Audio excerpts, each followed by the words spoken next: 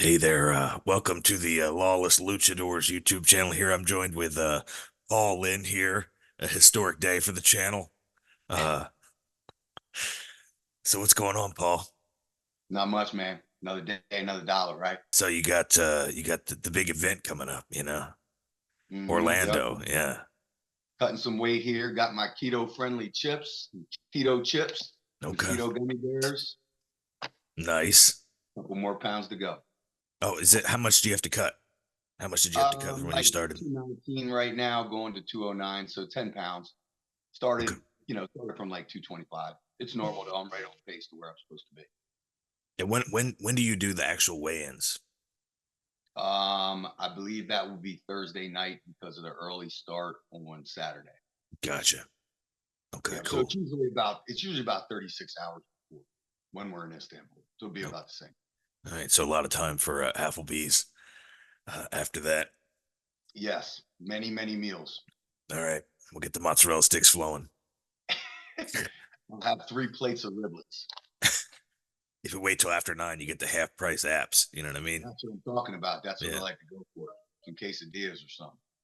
it's good stuff. So, you wanna talk about the Orlando event a little bit here to start us off a little bit. Talk about some things you're excited about. Sure. I mean, it kind of goes without saying, anybody who's following that level of arm wrestling, this is the first United States event.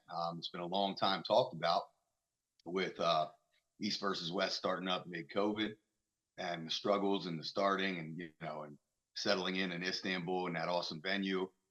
It's been a big undertaking getting it over here to the United States. And a lot of people think that it's easy to do that, but when everything's flowing over in Turkey and the cost of everything is that much cheaper, hotels being like 50, $60, even at like 4 or 5 star, the cost of production, all those things were big hurdles to figure out in the United States when you're trying to figure out overhead and really only funding the event off of pay-per-view buys. So this is a huge one. We've been looking forward to it for quite some time. I know the tickets are starting to sell out. I think they're down below 80 now available, so we're going to sell out. Um, just looking forward to being able to do this whole thing kind of on our home turf. It's been fun for me going over there because the process itself kind of makes you feel like you're doing something bigger because you're leaving, you're outside your comfort zone. But I can't see any instance where that would be an advantage for us in any way with 11 to 15 hours of travel for most of our guys, some guys even more, when quite often a lot of the pullers over there are driving and are taking short flights. So to me, this is a monumental undertaking, especially for the growth of arm wrestling in general, because we know the level of media consumption in the United States. Our quality of pullers might not be as high as the rest of the world, but the popularity is right there with all. Yeah, I'm pumped. I'm glad I get to go. Yeah, yeah, Yeah, it's dude. I'm telling you, I've been to some cool stuff in my 7 years, and prior to East versus West, the WAL stuff, the first finals that I went to there, even that was the one that was canceled, and some folks saved it. That was still the best experience that I had prior. And East versus West has surpassed the WAL experience for sure. So from a puller standpoint, from a fan standpoint, these events are special. yeah, for sure.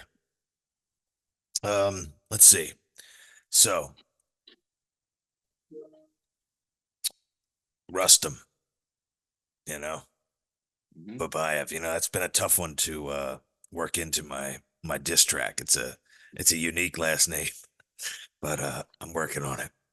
You can't diss any Babayas. Yeah, no, I mean, Anyone with that last name, they're all just they're phenomenal people. They're yeah, such like genuinely nice people. right. Like Ron is one of the nicest people that I've ever met in the sport. Yeah. And I think that makes it that much more tough. Competing against somebody that you can't even generate any negative thoughts about, and especially how the first match went with the injury and everything.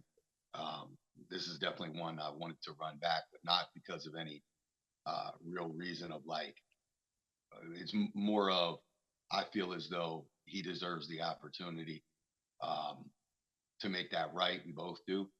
So I've been looking forward to this match. I wasn't expecting it to happen this quickly, but circumstances have brought us together. So I'm looking forward to it. It's very important to me. Yeah, I'm pumped for it too, man. It's like that's top tier. That's gonna be top tier at the event. You'll hear me Mhm. cheering. It's gonna be hard to generate a lot of volume with this voice, but it's gonna happen if they let me in with the mask. You know what I mean? If that Don't let happens. All don't right, you worry about that. Don't you Hagen, worry. listen. So, are you familiar with the arm wrestler, the Metal? Yes. Yeah, he's he's Mhm. he's coming. So it'll be, a couple characters together in the lobby. You know what I mean? So look, everybody watching this right now, look for us in the lobby of the Sheraton, and then Yeah, join us for Applebee's. I met him quite some time ago. He's awesome. Yeah. Did you see his match at Winter Blast? I don't know if I caught it. He came up like I don't know. It was crazy, dude. It was full character, smacking the table, Matt Mass style. I don't know. He's speaking Who did old he pull? English. Who did he He pull? he pulled a guy named Robbie Paulson from Okay. Kraken Arms. Okay. Yeah. I know that. So we got Camille Jablonsky coming up. You know what I mean? Where the fuck did he come from? Yeah, I you mean, know? I think Camille's been arm wrestling for much longer than I realized. He made a big social media push about two years ago, maybe starting 3 years, where he just started putting a ton of Instagram content out, like a lot of like off the wall training stuff, and Yeah. throughout that time, we watched him progress, win some European events, and we see him go up against guys like Frank Lamparelli and Reno Masic, where they went back and forth. And I think that was a point when I realized he's legit. And then when he got the win on Chafee and then on Devin, back to back, like 2 days apart after traveling from one side of the country to the other, Yeah. this guy's a real deal. Great dude too. Very, very sweet person. Him Yeah. and his wife are both gems. He's huge. I got to Mhm. see him at Knuckles Up. It's crazy how big he is.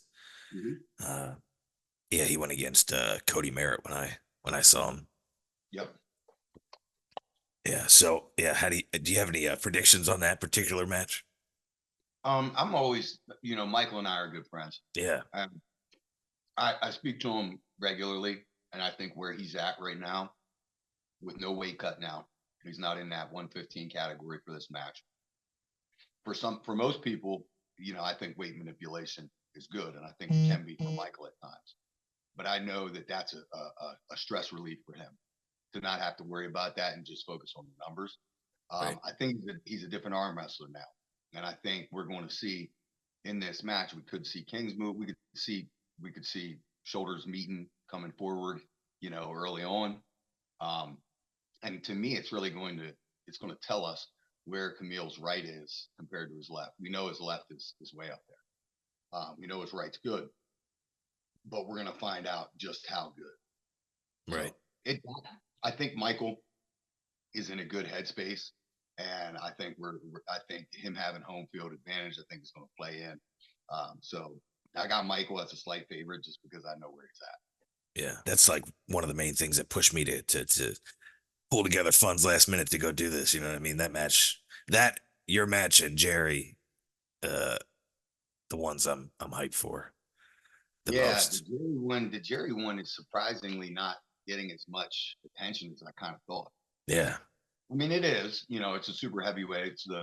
It's the main event, but I think the Jerry match is huge, huge, and shake things up. Him and Camille are guys with that acid move that there are certain people who might be deservingly ranked higher, that don't have an answer to it. And I think Jerry's back is pretty much against the wall on this. He needs a win. I know Right. he has aspirations for a Levon shot, and I think everybody in arm wrestling wants to see who that clear next number one, or contender is going to be. So to me, it's a really high stakes match, and it's really hard to. Um. All right. Let's see here. So yeah, he's got a lot to prove. He should probably get a test for Lyme. You know what I mean before he gets here, since that's why he lost to Devin Larrett. You know what I mean? Right? Am I remembering that right? Is that right? I don't remember Yes. that. he said he had Lyme disease, and that's why he lost to Devin. So, you Well, know, I never had Lyme disease. I don't know anything about that. yeah, I get deer ticks a lot, but I've been lucky so far. Yeah, I've been bitten by them. I don't ever worry about it. Just pull them off. Yeah. Then you pop them under a lighter. Yeah, or Yeah, just squish them with your fingernail. he could, I guess. Yeah. My dogs get them all the time.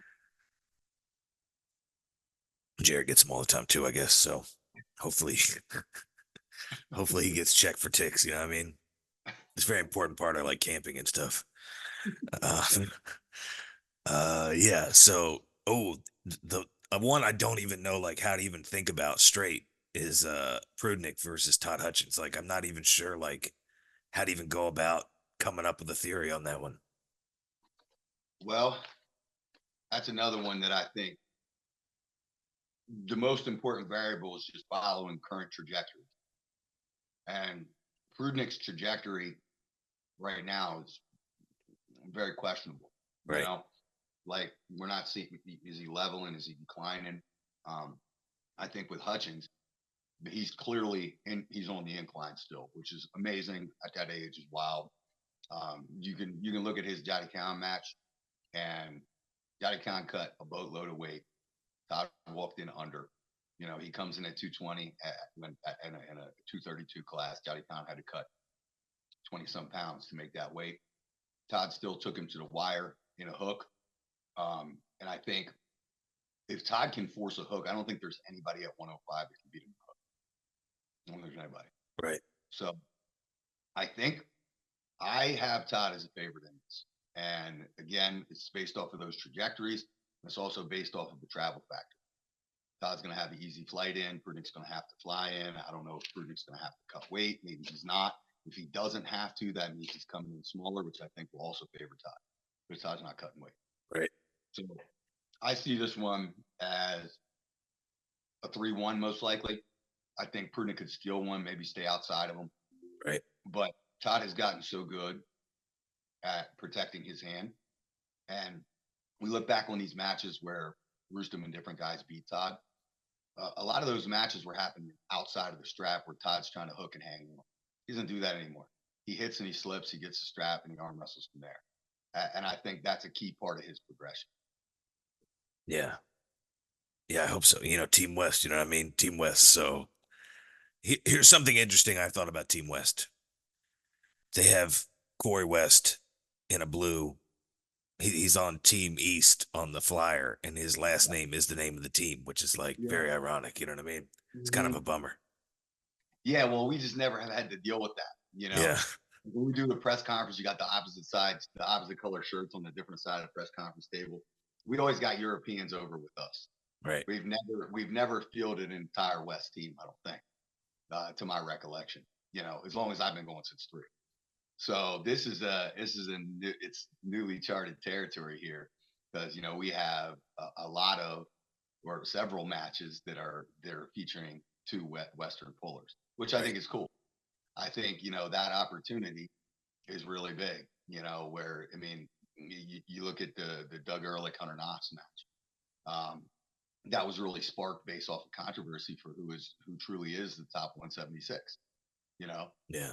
Hunter can make a case for that, and Doug, said, okay, well let's switch opponents here, and I'll go ahead and prove it on this stage, which I think is pretty cool because it kind of gives Hunter that opportunity where if he wins, he proves that, and he gets another match. Yeah. So the more that we can have over here, the more opportunities for Western pullers. And yeah, you have one here on your home ground.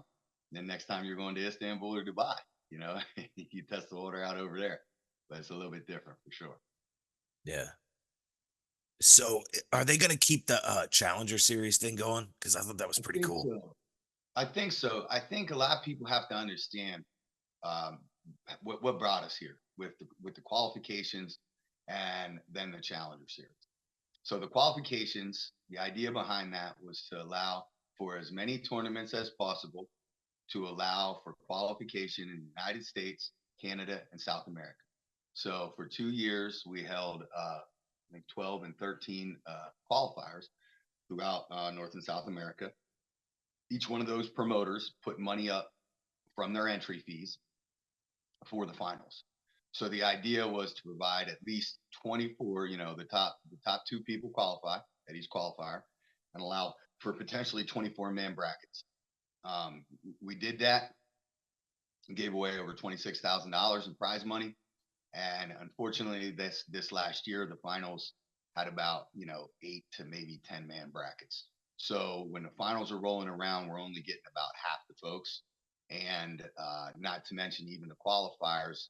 I don't think we were getting really that complete list of like top tier guys in the country that we used to get at, per se, let's say a WAL finals or a WAL region.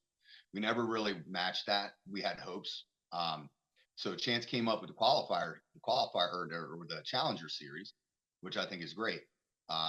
Problem with that is it's not self-sustaining. So like when you have tournaments, you're self-sustained by your entry fees. When you have something like a pay-per-view, a smaller level pay-per-view, and you're talking about the overhead that he put in to travel people in, it required a good bit of sponsorships, and it required true backing and funding that was almost that there was no real expectation of return on investment, and there wasn't. So money was lost, and even on some of these, some of these cards, money is lost off and on. So it's a tricky situation. I believe Chance and Dylan, who is his partner, are planning on moving forward with that.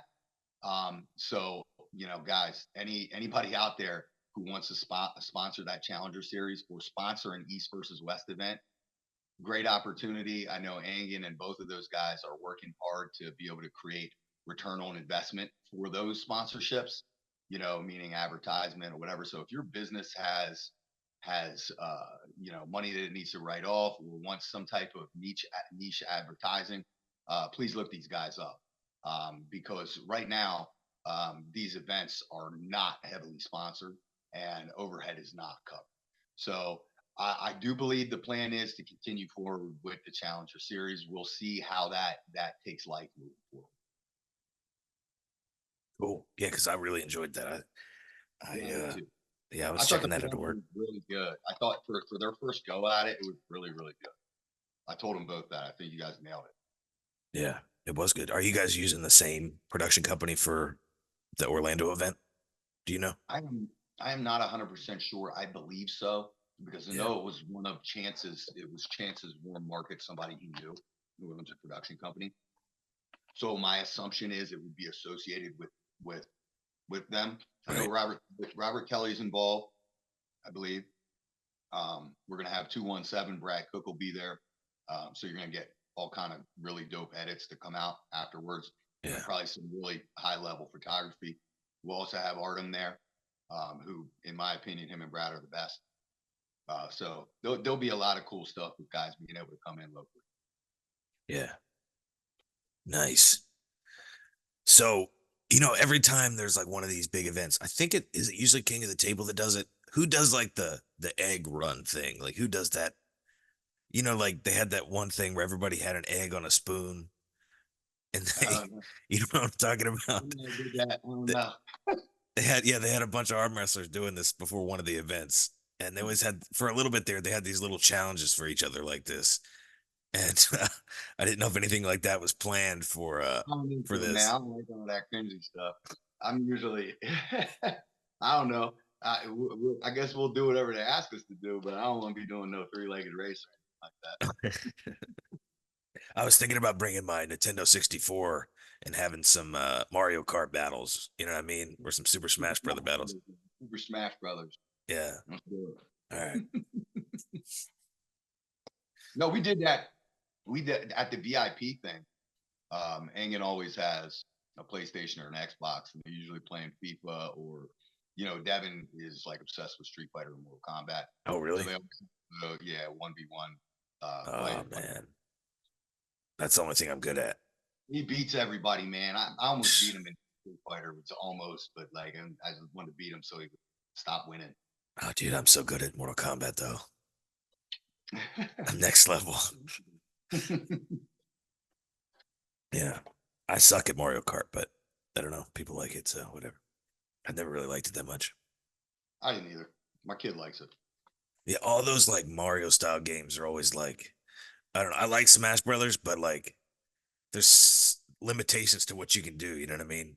Whereas like Mortal Kombat, you got like 50 things you can do. Yeah. I don't know. I could never get good at it because of that. And I like to spam the same thing over and over again. And there's no really good spam moves in Super Smash Brothers. For me, Yeah. Smash Brothers is like character driven. I can only play with a handful. I can't Yeah. play with all. I get real finite. But I do Yeah. that with the fighting games too. I usually have one or two guys I can play with. The rest I can't. Yeah. Yeah. Falco. It's my guy. Typically. Ice climbers. Yeah. Um so more let's talk more about like the behind the scenes what are we doing sort of thing. So So what do you mean? The like the flow? yeah, like or like what do you what's your plan? You got any plans? You doing anything fun while you're there? No. You walk into that Wendy's that's 0.6 miles away. I don't do anything fun. Yeah. It's like I wish it worked.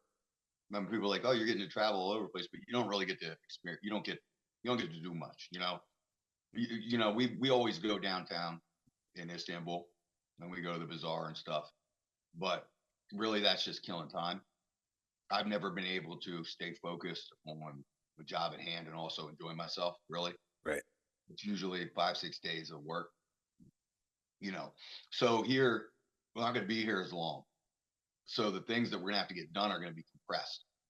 Normally, we can do all the signing, cards, and the T-shirts, and the posters, and the tables, and all that stuff you got to sign. Usually, we can do that right when we land on a Tuesday or a Wednesday.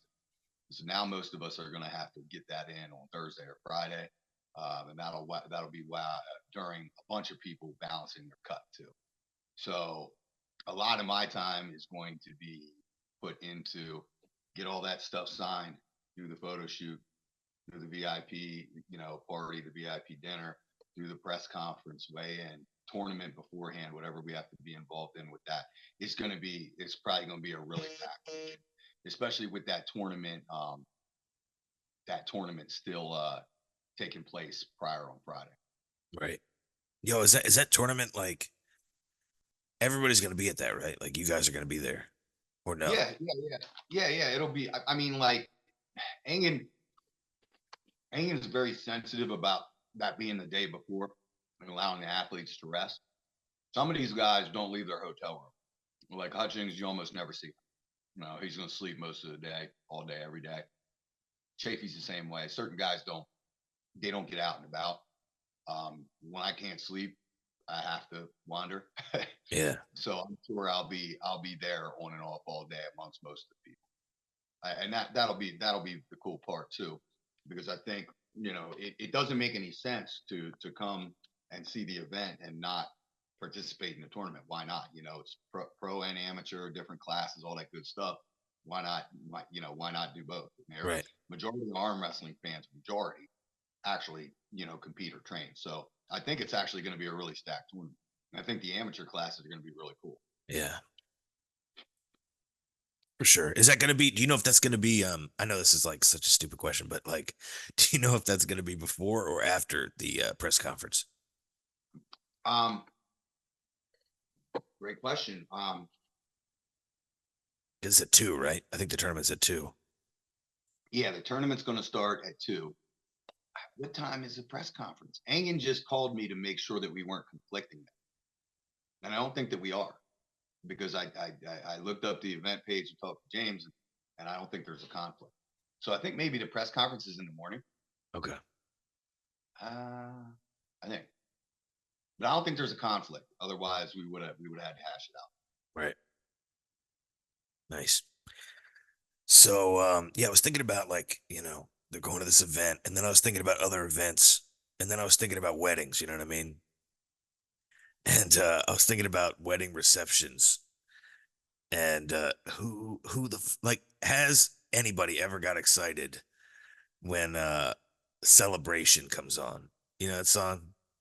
Yeah. Has anybody been like, man, that's really scratching my itch right now? I've been wanting to hear that song all day. You know what I mean? Like, how did these songs become wedding songs? I don't know. It came on at work, and I was like, "Who the fuck is playing this right now? Who listens to this?" Yeah, I don't know. Yeah.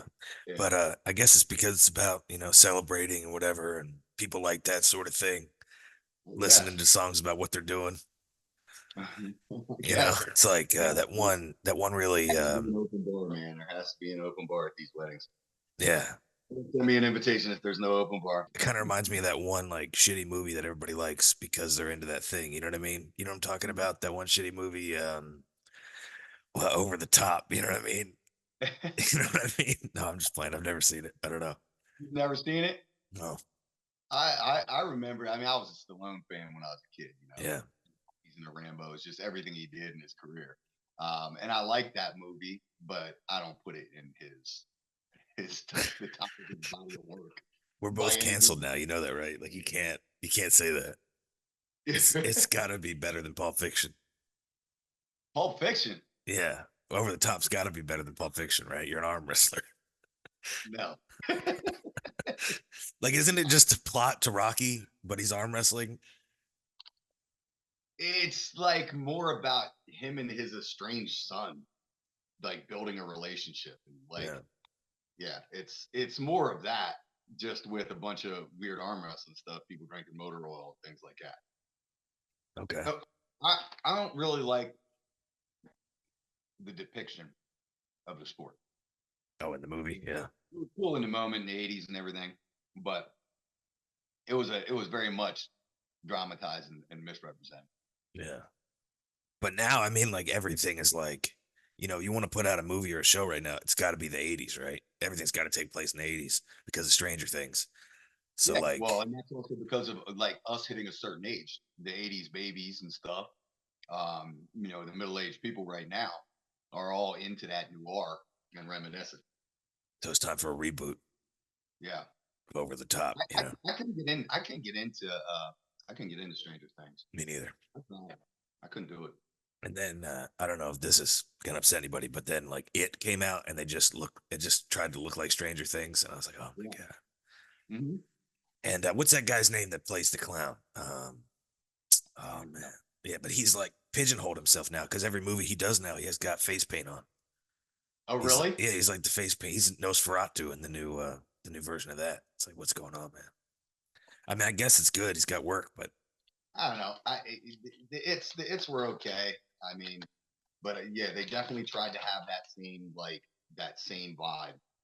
yeah, I only watched the new ones once. I didn't rewatch them, like pick them apart or anything. My kid is deathly afraid of it. Deathly doesn't. afraid. Yeah, who Even in thought? if the picture, if the album or the movie cover shows up, you got to turn it off. You can't even Really? look at that. Nope. Wow. I used to be that way with the Twilight Zone theme. Like when I'd hear that, I'd be like, no, Mhm. can't listen to that right now. You know what But yeah, messed me up when I was a kid? Unsolved mysteries. Unsolved mysteries messed my life up. yeah, Yeah, that's the same thing. When that music comes on, it invokes this like weird feeling. yeah. Does it still Weird. give you that feeling? Yeah. Hmm. Right now, you play that music right now, I get weird. Like, See, you know, I that's still what you don't got to know. do. Somebody bring a Bluetooth speaker to East versus West, play that, throw him off his game. Yeah, I'll be messed up, man. That put me in a weird headspace. There's been a lot of, not on this particular interview, but like there's been a lot of behind the scenes talk about Applebee's.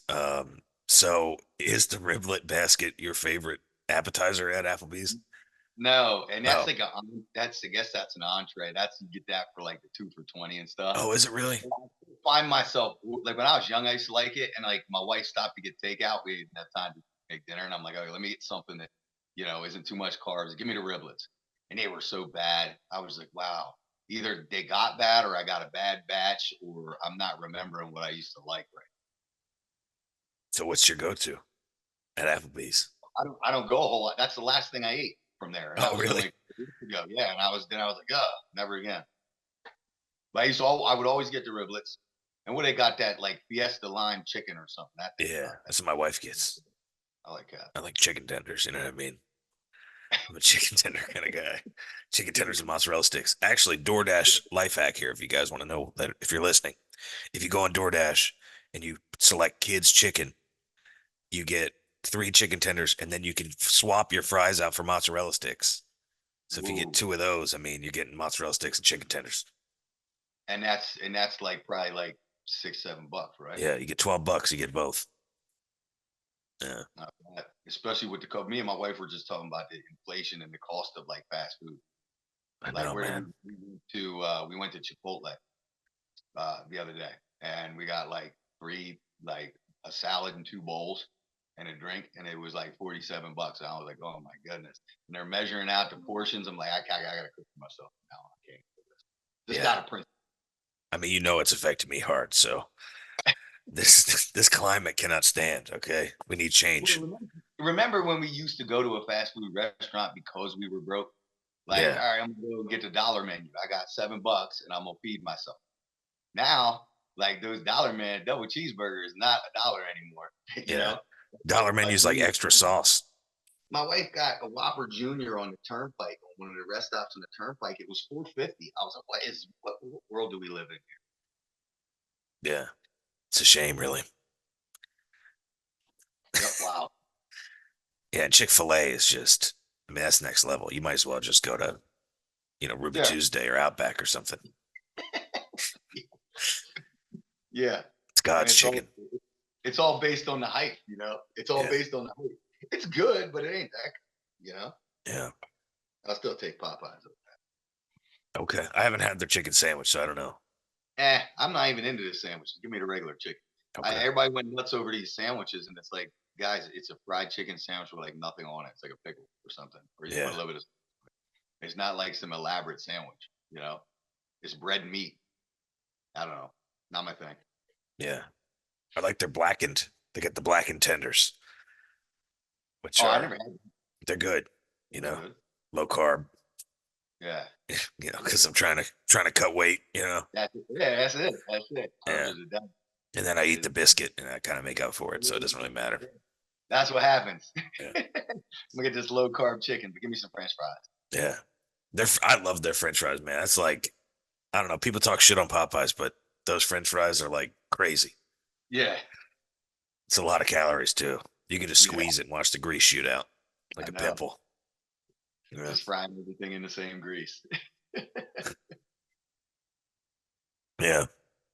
So, yeah, you're how much longer you got What do you mean? for this little interview, John? Probably about 15 more minutes. Okay, cool. Gotta jump on Is there another. anything we missed about Orlando that you wanted to touch on? No, I mean just like guys, make sure you don't miss it. Make Yeah. sure if you're in person, I highly recommend that. If there's a way to do it, I highly recommend that. If not, support the pay-per-view. And I think it's just important where we're going with the sport. Um, getting these promotions to the point where they're sustainable. Because the trickle down effect to all other promotions and new arm wrestlers is going to be huge.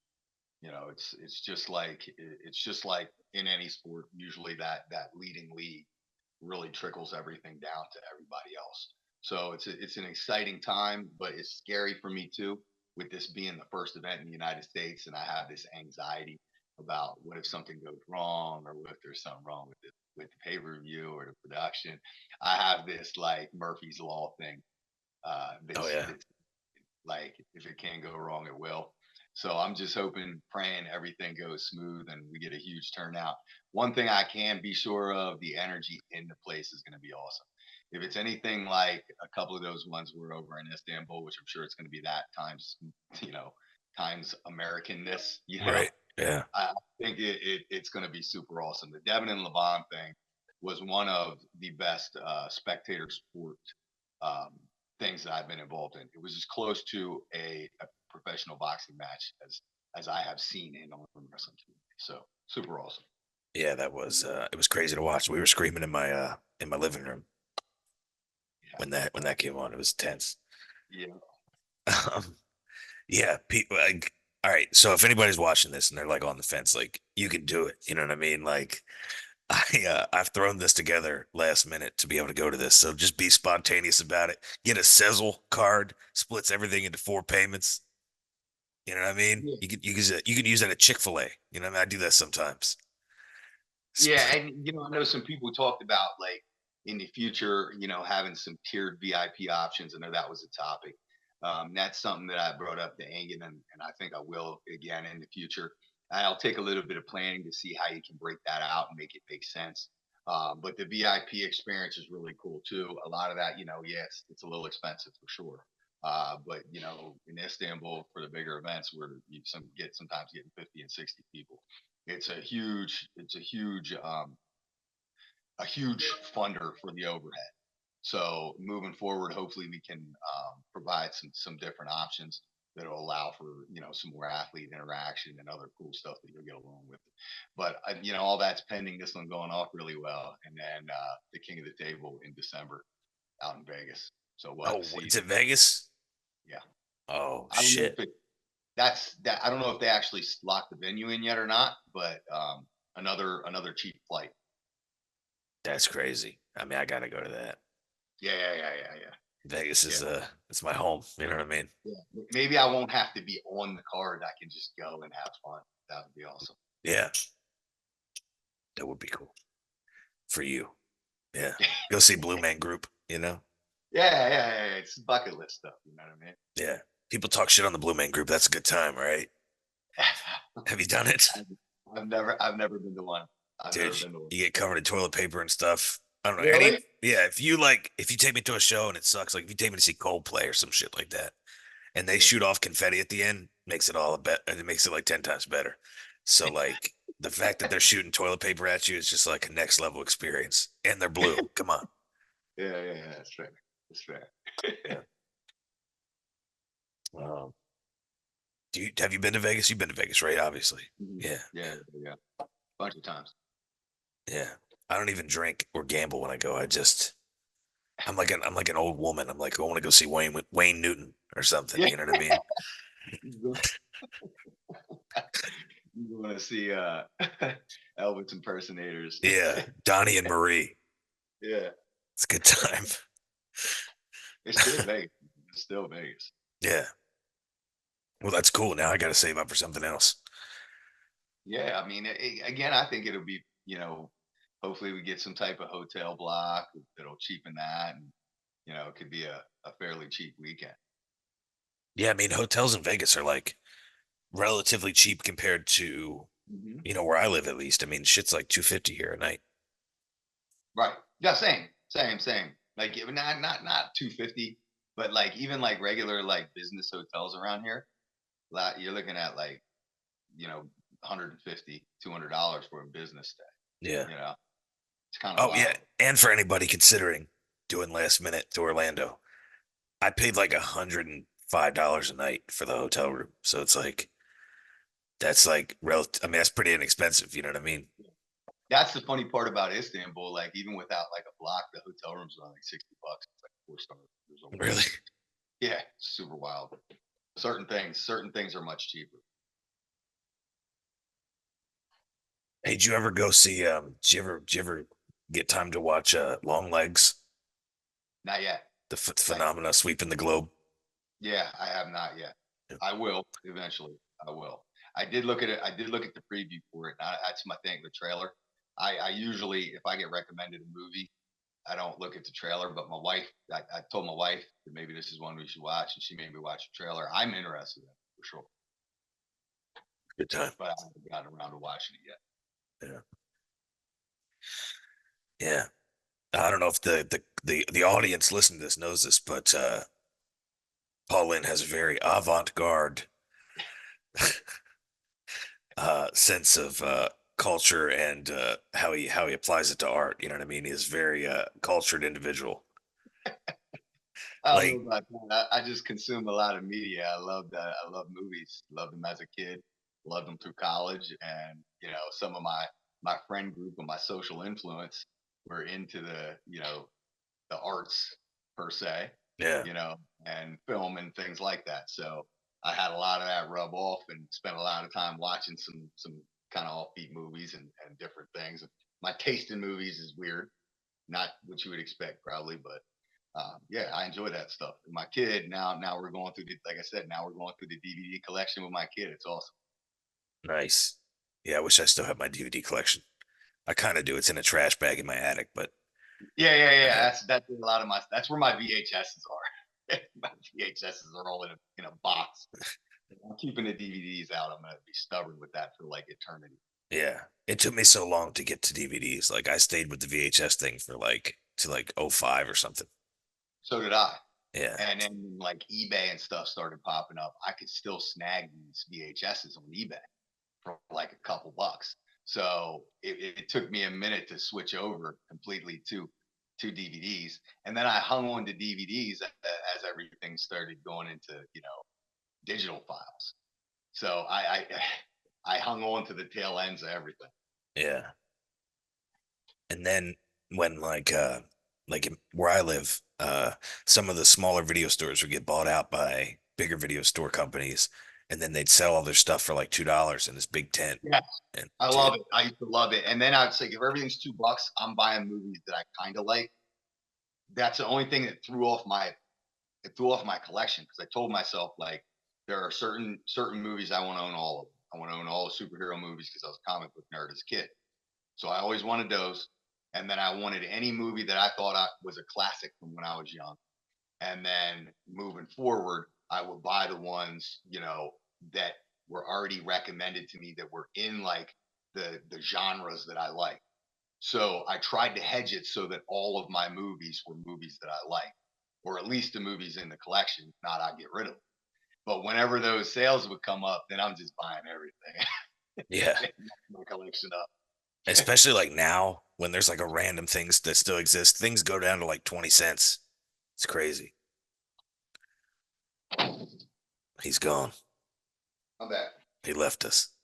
No, I had to kid open my door. Oh, gotcha. Yeah. So yeah, I totally understand what you're saying. I bought a bunch of stupid shit for a little bit there. Uh, yeah, like Stephen King movies. I don't know. Yeah, Sometimes, I can like that. That's something Stephen King, although not all of his movies are good, is recognizable enough and his style is interesting enough that would be like a genre. That would be like someone I could see myself having gone down that rabbit hole, collected all his movies. I yeah, don't like all of them, and there's some that I don't like at all. But I could have seen myself saying, I'm going to get all the Stephen King. you got a favorite Stephen King movie? Well, I mean, there's some obvious ones, but or at least for me, I don't even know. I don't know if I have a favorite. I don't even know. No, because I I don't would, think I have a favorite per se. There's been so many, yeah. but like, what was the series didn't he just do a series? Oh, I don't know. He did a series like back in the day, but I don't think you're talking about that. No, something newer. I He watch did too much TV now. I he thought, did the one about the dome, but that was like 10 years ago now too. yeah, There's like people living under a dome, but yeah. I don't know. I always say The Shining. Yeah, I that's would. I mean, that's the knee jerk, right? I yeah, mean, that's. Well, I mean, what other movies does he have that would be considered at that level? yeah. I don't think I mean none. But then like one tier down, you could say like maybe Gary or something. I didn't even. I don't know. Yeah, I'm trying to think. But story wise, I mean, to me, even though it looks like shit and looks like a sci-fi movie, The Mist was like Yeah, that ending yeah, was yeah, next yeah. level. Yes, yeah, yeah. And I feel like a lot of the stuff that he did influenced people like M. Night Shyamalan down the road, and they just did it with a little bit different, a little bit more thought and maybe detail, you know. And I like some of the M. Night Shyamalan movies, but I don't put him up there as anybody like you know I don't know. But I, Stephen King has that huge value yeah, in all aspects yeah, to the arts in general, from a writing and directing perspective. yeah. I mean, M Night, he pigeonholed himself. He became the twist guy, and then everybody saw the Yeah, twist you're the coming, twist and guy forever, and now every time somebody watches one of your movies, you know that something weird's going to happen. I mean, I like some of them. I'm not gonna lie. What Like was one? What was the early one? Was it The Village? yeah, Yeah, I like that one dude, I early on. love The Village. Yeah, because I didn't have him pigeonholed at that point, and that was like the whole kind of weird regressed post-apocalyptic whatever like cult thing. I Yeah, thought was cool. yeah. And then that twist got stolen. I don't want to spoil this movie for anybody, but the twist in that got stolen for another new movie that I don't know if you've seen. Don't Worry, Darling. No, I haven't seen All right, don't watch it. It sucks. But it. everybody was talking about it like it was the best movie ever. But I don't know. I like Unbreakable. Unbreakable is like my that's my M Night Shyamalan movie. Okay. You ever seen that one? Well, with the series, Yeah, with like Bruce basically. Willis. Yeah, yeah, yeah. What is it? What is it? Unbreakable. What are all three of them? So Unbreakable, Split, and Mr. Glass or Glass, or whatever. But I don't really count Glass. That Yeah, sucked. Split was good. I Yeah, like Split too.